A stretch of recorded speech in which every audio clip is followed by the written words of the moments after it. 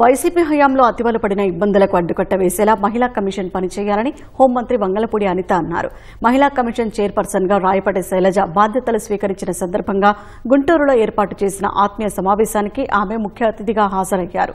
అభినందన సభలో కూటమి ప్రజా ప్రతినిధులతో పాటు అమరావతి ఐకాస నేతలు పాల్గొని శైలజను సన్మానించారు. పదవికి వన్నె తెచ్చేలా శైలజ పనిచేయాలన్నారు. మహిళను కించపరిచేలా పోస్టులు పెడుతున్న వారికి కళ్లెం వేయాలని సూచించారు.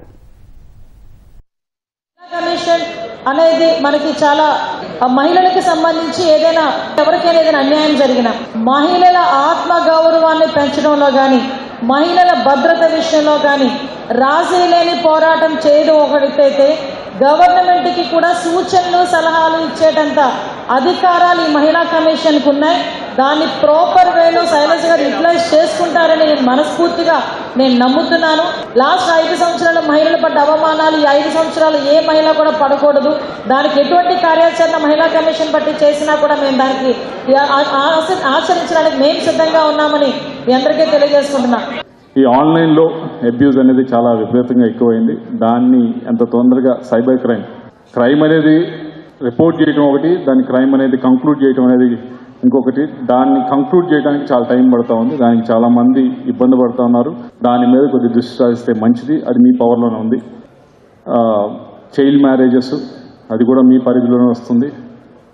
హ్యూమన్ ట్రాఫికింగ్ కూడా దాదాపు లాస్ట్ 1 yearలోనే 66,000 మంది దాకా ఈ చైల్డ్ మ్యారేజెస్ కానీ వీటిల్లో కానీ చాలా ఇరుక్కోవడం జరిగింది. మన రాష్ట్రానికి సంబంధించి చాలా మేజర్ ఇష్యూ. మనం చాలా అంటే మనం అంత అర్బన్ ఏరియాస్లో ఉండి మనం గమనించట్లేదు, కానీ కొద్దిగా రూరల్ ఏరియాస్ రెంటచింతల, బొల్లాపల్లి ఆ ప్రాంతాలకు వెళ్తే చాలా విపరీతంగా అవుతూ ఉన్నాయి. దానిపైన దృష్టి సాధించాలంటే ముఖ్యంగా స్కూల్స్తో టైప్ అయితే, గవర్నమెంట్ స్కూల్స్తో టైప్ అయితే అవుతుంది.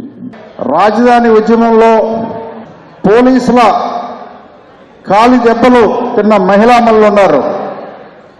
ఎంతో మంది మహిళలు ఇబ్బంది పడ్డ సందర్భం ఉంది.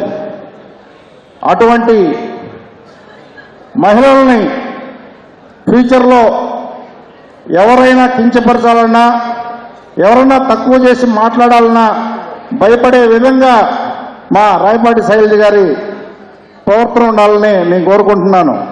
నిజంగా అంటే పదవి వచ్చినంత ఆనందంగా ఉంది, కానీ అలాగే దానికి న్యాయం చేయగలం. ఎందుకంటే ఉద్యమంలో ఎలాగైతే మా మహిళలు మేము అంతా కలిసి చేశామో ఆ ఉద్యమానికి ఎంతైతే ఎక్స్పెక్టేషన్స్ పెట్టుకున్నారో మా మీద, ఆ ఎక్స్పెక్టేషన్స్కి మేము తూగగలగాలి.